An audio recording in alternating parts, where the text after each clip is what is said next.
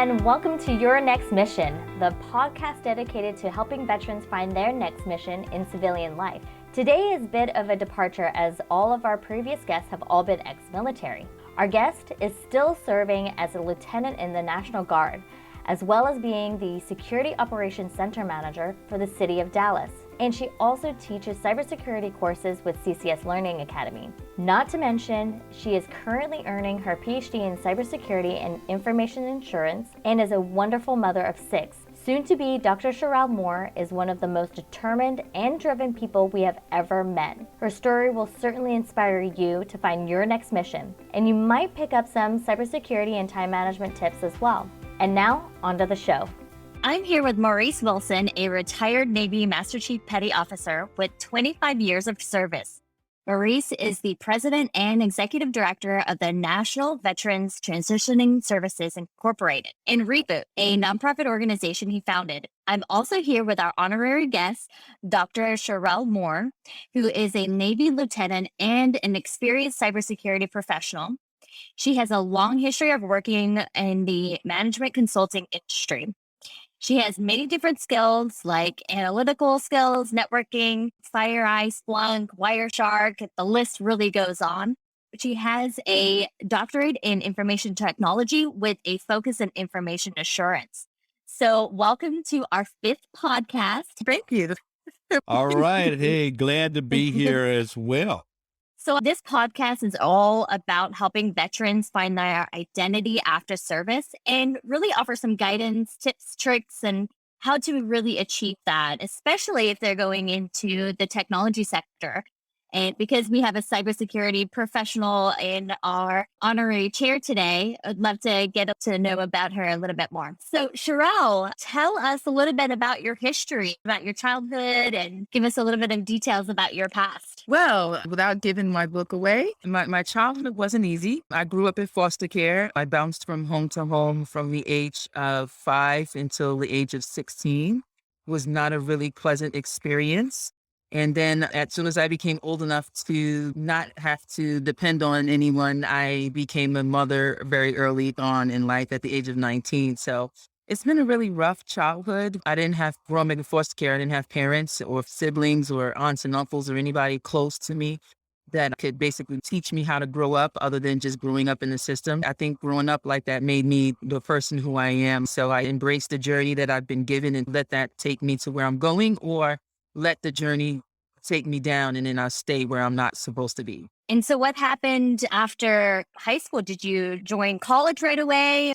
Yes, I did have to grow up very fast. So I finished high school at the age of 16, but I did start college. Believe it or not, I was a basketball player and went to college on a minor basketball scholarship. I gave it up because women weren't getting paid for it then. So I left college and started a family. But when I left college, then a year later, the WNBA was founded. So boo me.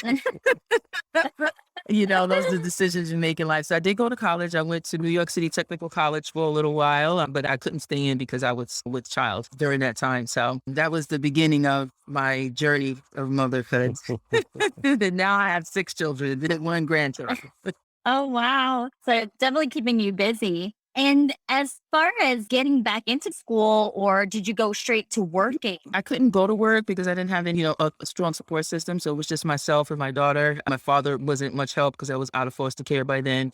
And my siblings were younger than me. So it was kind of hard growing up. My first child, I leaned on the system a lot for food assistance and cash and child care assistance just to try to make ends meet for her. And once I realized that they would offer you assistance to go to school, and that's when I took advantage and then ended up going back. But I didn't go back to college until after I had 4 children. So I was struggling and working in basically small administrative jobs here and there and trying to make ends meet. And I was living in New York, so it was really hard. So once I did go back to school in 2005 is when I really decided this is something that I really need to do, because I didn't want to sit on the milk crates on the corner. I didn't want to be a security officer, like someone in front of the building and just watching somebody's building. I just realized that I wanted to do more for myself because I knew that I was better than my situations. I tried to join the Navy when I had my children and when I was married, and my ex-husband was a strong no. He didn't want me to be around the opposite sex longer than I needed to be. That journey is when I realized that's the path I wanted to take. But I couldn't take it then. So I finished my bachelor's degree in public administration. And then I went right on into working, started my first position as a security analyst. And then I went on for my master's in IT, and then it just was on from there. Wow. And so, what made you think about getting into the military? What was that drive for you to join service? My divorce. Soon as my divorce was final, I went and applied for the military and jumped through a lot of hoops to get there. I really didn't think that I was going to make it. Didn't have the support. Everybody said, "You too old, girl, to get into the Navy. They're not going to take you in there. And you got so many kids. They're not going to take that risk." And every single door that could have closed tried to close. I'm a strong woman of faith, and everything from the spelling of my name to the background check to everything. It was always an obstacle. And that journey took 2 years from my date of application to the date I took my oath. And that was it. So I made it. And I just felt like it was my destiny to knock on that door. And when I knocked on the door, it opened up wide. And here I am. 3.5 years in, I'm a lieutenant junior grade. And my goal is to leave as either a lieutenant commander or commander if I can. And, have the credentials to back up my name like Maurice here. Sounds really good. Looking for your next mission in tech? Take our Find Your Next Mission quiz. We match your interest and affinities with our knowledge of the tech sector to identify which tech career is the right fit for you. So maybe you should go into something like cybersecurity, or maybe you're more likely to enjoy the business intelligence field, or even software development. Wherever your tech interests lie, go to ccsla.com/vets to take the personalized quiz and start finding your next mission today. You also play such a pivotal role in the cyber and IT space. So I'd love to hear a little bit more about that and anything that you can give as far as recommendations and maybe some ways that transitioning veterans or even active service members or reservists could really relate to, especially with your journey. Some of the challenges and roadblocks can be felt the same way with other veterans and service members. So love to hear a little bit about that. And Maurice, definitely chime in when you're ready. Well, this is going so good. I'll wait for her to answer that question, then I'll chime in afterwards.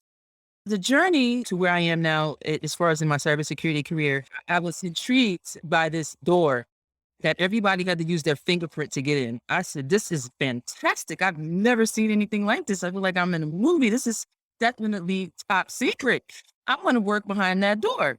So I kept knocking and I kept knocking and I kept knocking, and several people opened but wouldn't let me in until one person came and said, she's knocked on this door 10 times. She's had 10 interviews with 10 different managers based on 10 different departments behind this door. Her perseverance is what we need on this team. And then I landed a position as a entry-level analyst. My first day on the job, I cried like a baby because I had no idea what I got myself into. I did not know what was in this googly gop and what information I was looking at. I was like, I am going to definitely fail at this. But failure was not an option. It's never been in my book. So I kept pushing forward and learning. And once it clicked, it clicked. So for transitioning veterans that may find it hard to go from 20 years in the military and having that strict military structure to finding a job, especially in cybersecurity, it just takes perseverance. It may require a learning curve, but it depends on how much they are willing to learn or how much they're willing to apply themselves. They can definitely make it in the cybersecurity field. That same attitude that gave them the energy to stay in the military for 20 years, they would have to apply that because it's definitely something that is needed. It just takes perseverance and the ability to keep going and keep going, because we're going to have a lot of doors closed on us before somebody actually opens it and realizes that you really want to get in. Just because they're coming in from serving our country, that should be enough for the door to be open. But some organizations look at it, well, you don't have enough experience, you don't have enough skill. And that can sometimes discourage someone, especially a military veteran who's never had to sell themselves in a world full of people selling themselves. So the opportunities are there. They just have to want them and want them really badly and understand that they're going to kiss a few frogs or a few turtles before they meet their prince or princess. That was really good. And Sherelle, you really touched on some very key points that I often encounter. In fact, today I was at two career fairs, one in the morning and another one in the afternoon. I was talking with individuals who are transitioning out individuals that are out. And one of the things that I noticed was a fear or an apprehension of the unknown. Like, hey, I don't know what I'm getting myself into, and I'm uncertain about what's going to happen. But what you need is to rely upon your military training. And in the military, we train for crisis. We train for eventualities. You rely upon your military training, but for yourself personally, have a vision. So, Sherelle, as I listen to you, what it sounds like to me is that you're driven by your vision. You have patience, you persevere, and you really seem like a woman of purpose. I mean, I was just listening and I was searching for the word to use as I was listening to you. And the word that seemed to always keeps coming back in my mind is, man, she's got grit. I mean, you endured and overcame various obstacles, and you didn't let anything get in your way from your dream or your vision, which has brought you to where you are now. And it seems like you're not done yet. You're not about to stop. No, you're right. I'm not done yet. not done yet. Once I'm fully finished and ready to go into the world, as far as using my academia, I already have a list of white papers and a list of things that I would like to put out there just to help the cyber community as a whole, because every level from entry level to executive level needs to read this stuff just to help everybody, because that's very important. And I would also add that you're a living, breathing example that your past does not determine your future. You determine your future by your actions, by your energy, by your belief in yourself. Coming from a foster home and then going through a marriage, I mean, going through all the things that you went through, but still you're coming out on top. And I heard what you said as far as your vision for the Navy, where you may make lieutenant commander or commander. My prediction is that you may make captain or admiral because, again, it's that perseverance, it's that belief in self. And as we speak to transitioning service members, some of the challenges that they're going to face is going to be creating a new identity, finding their purpose and their passion, and then redefining their new career and their brand. And if you don't have a starting point, and if you don't know where you are, that can be a frightening thing. But the advice that I would give people is, as soon as you can, try to solve those equations. Everything is like a mathematical equation. And whatever you do early on, especially as you lay foundations, really come back and benefit you in the long run. And so, Sherelle, could you talk about how some of the things that you did early in your life came back later on as a strength, that you consciously made that connection of, wow, when I was younger, I was preparing for this moment, and wow, here it is, and I'm ready. You want to know, it's funny you asked me that question. I have always been drawn to computers and technology since I could remember. But bouncing from home to home as a child, I didn't understand. One of my aunts, who fostered me for a little while, posted a picture on social media and tagged me in it. And it was a certificate of excellence and achievement in IT. And I completely forgot about it, because I forgot about a lot of stuff in my childhood because it was so traumatic and so fast. And I didn't realize that I was preparing myself then just by having an interest in computers to be where I am now in the computer cybersecurity field. I prepared myself for that unknowingly, that was going to be the path to my success.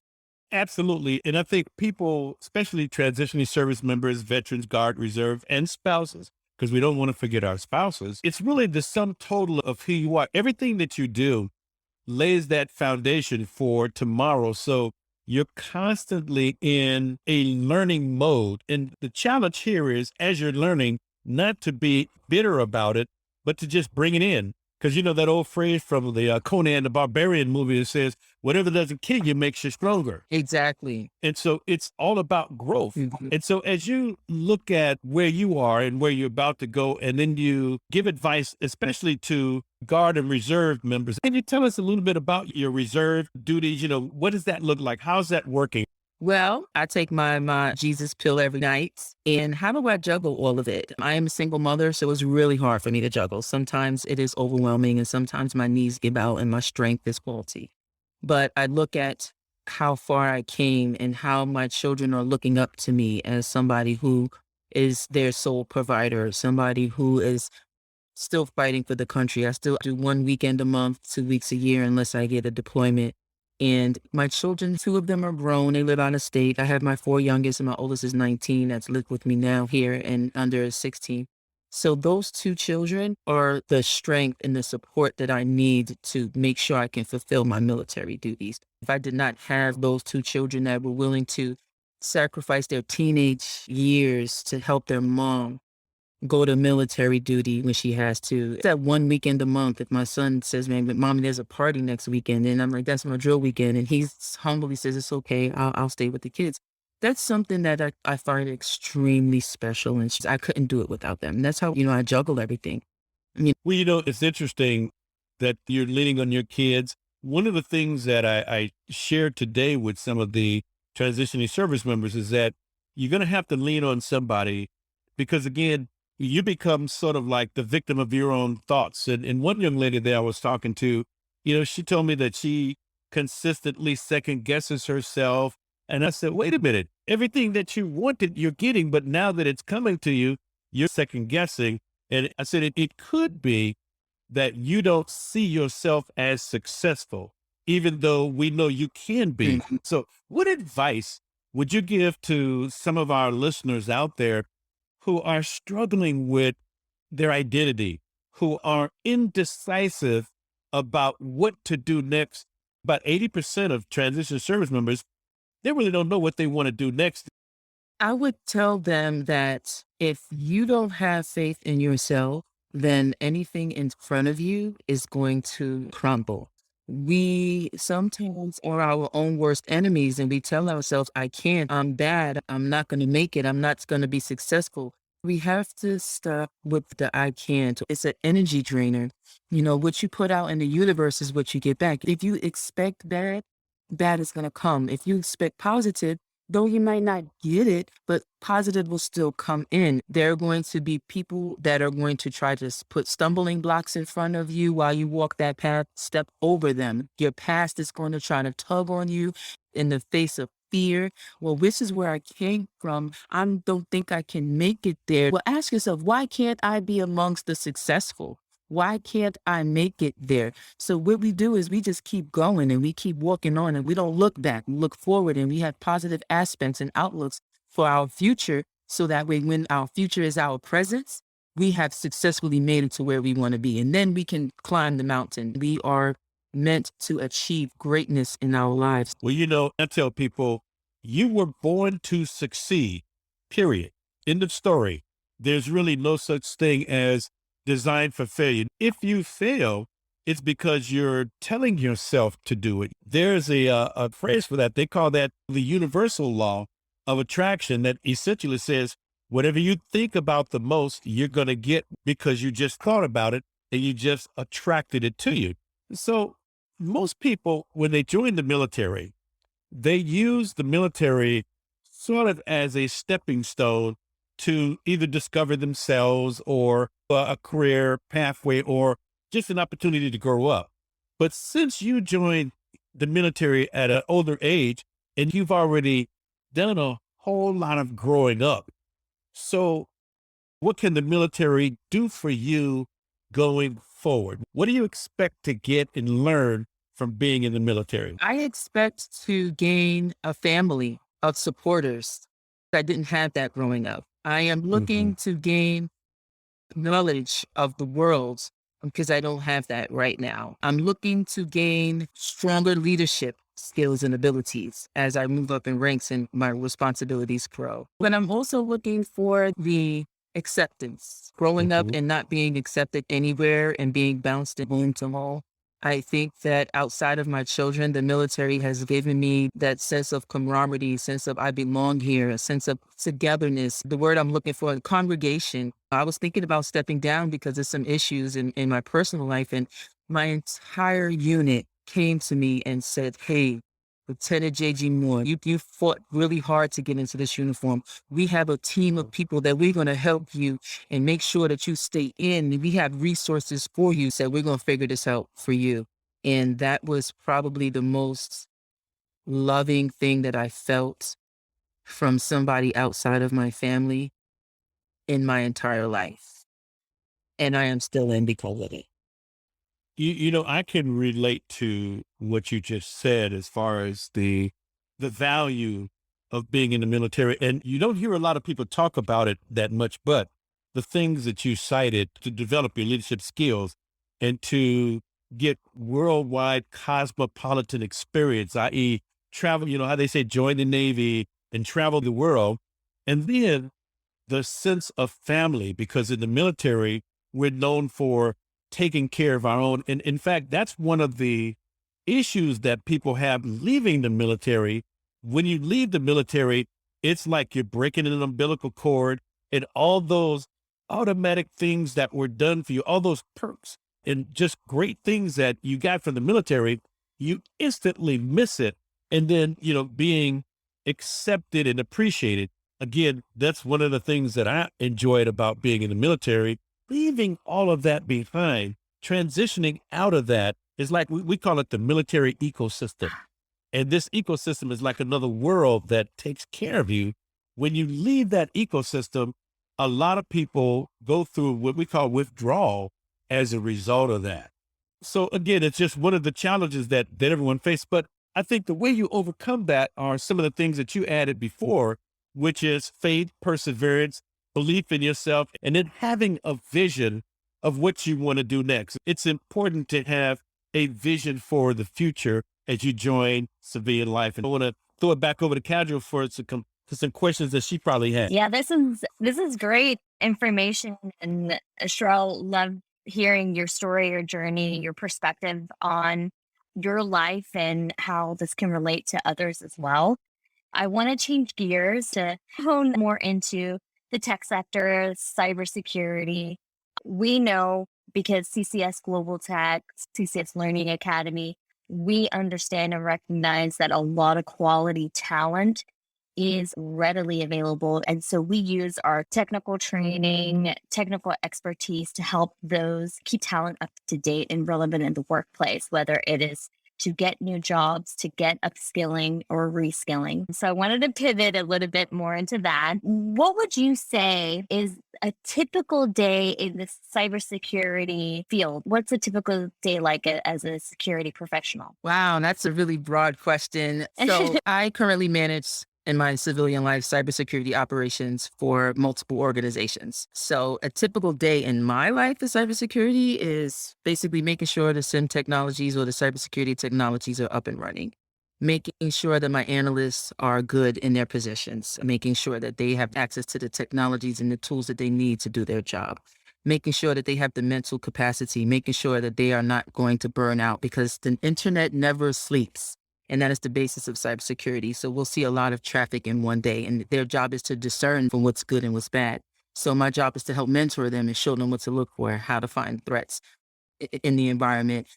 Preparing for cybersecurity incidents, I manage the incident response lifecycle from detection to remediations and next steps. And so a typical day for me, I can either be in the weeds with my analysts because our technologies are blowing up and we're seeing a lot of activity and they need some help clearing out the noise. Or I could be documenting metrics for executive leadership to present the fantastic job my SOC analysts are doing and look at the amount of threats we caught this week or this month or in this quarter.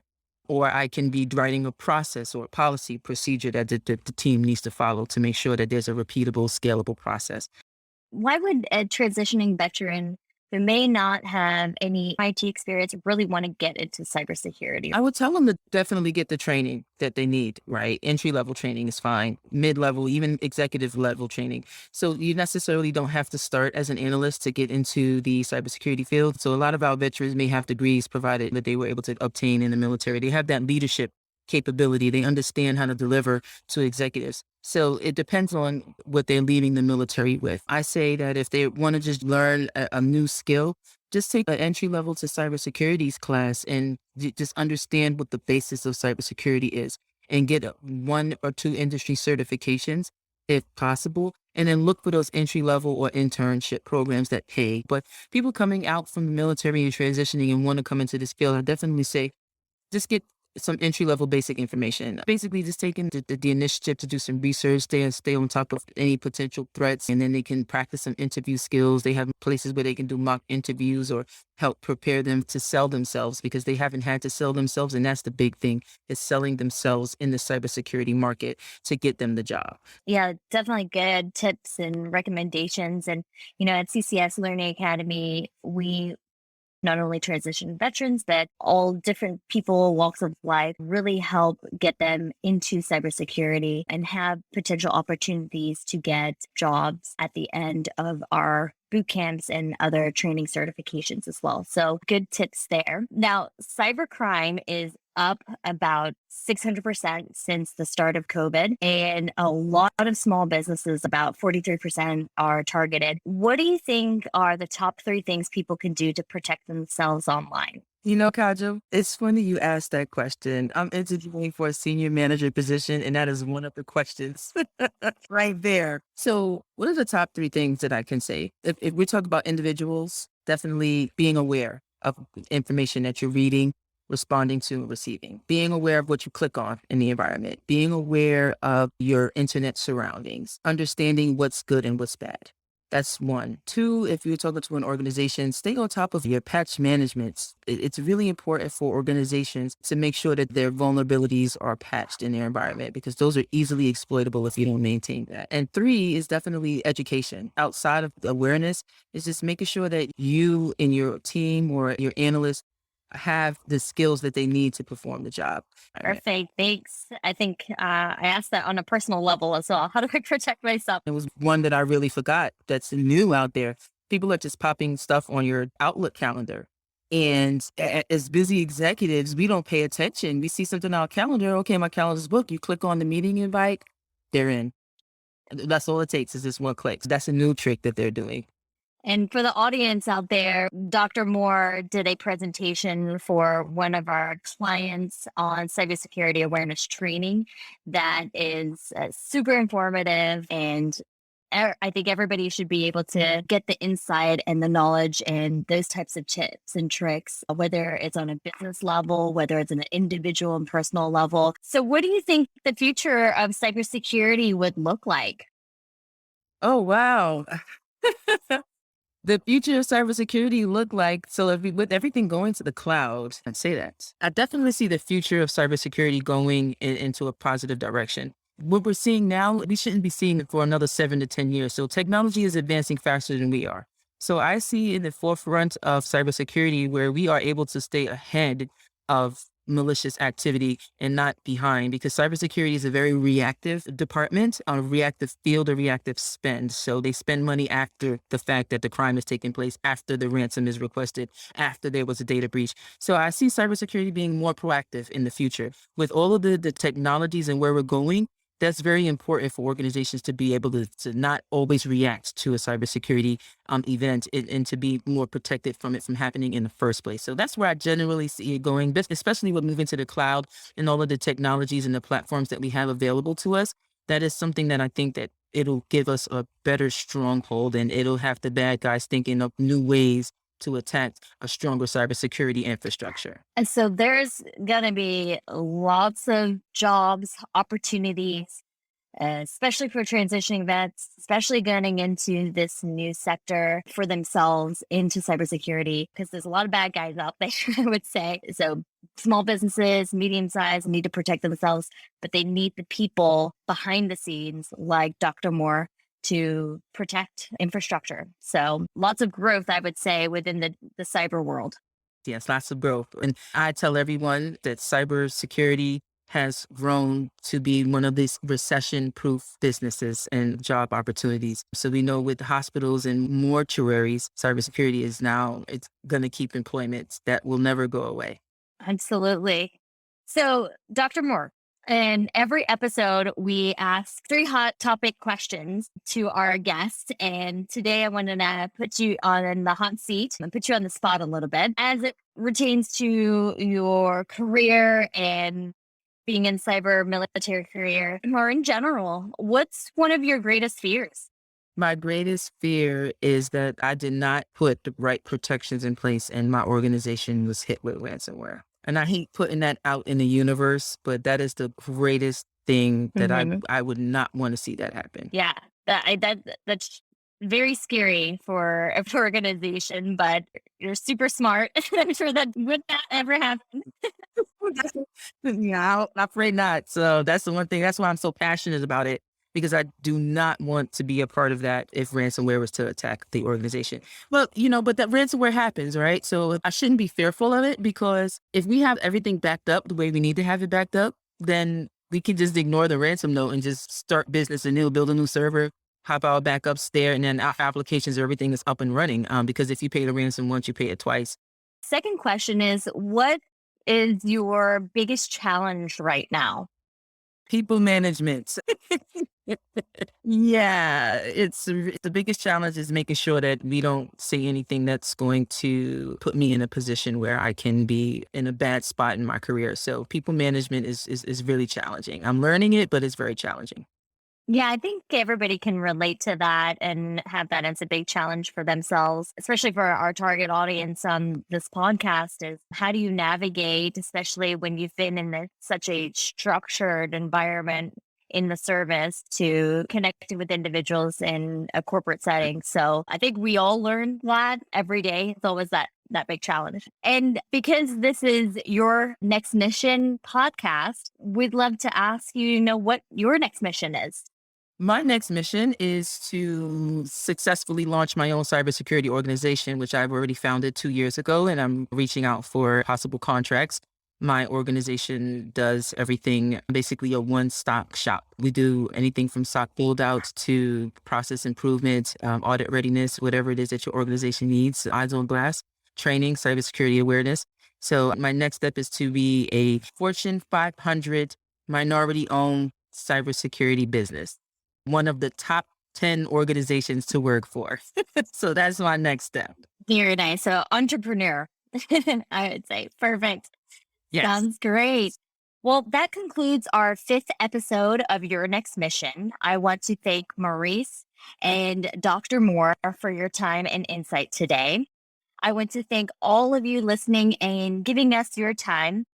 And if you want more information about CCS Global Tech or CCS Learning Academy, go to ccsla.com/vets. And there you can actually take a tech quiz to see what tech career may fit you the best. Maybe it is cybersecurity, and that could be a path that you may take and go in the shadows of Dr. Moore here. So thanks everybody for listening. Hey, thank you as well. Thank you. It's been a pleasure. We hope you enjoyed listening to Dr. Sherelle Moore's mission so far. It certainly is an inspiring one. If you want more information about our guest or take a tech quiz to see where your technology career path may take you, go to ccsla.com/vet, ccsla.com/vet.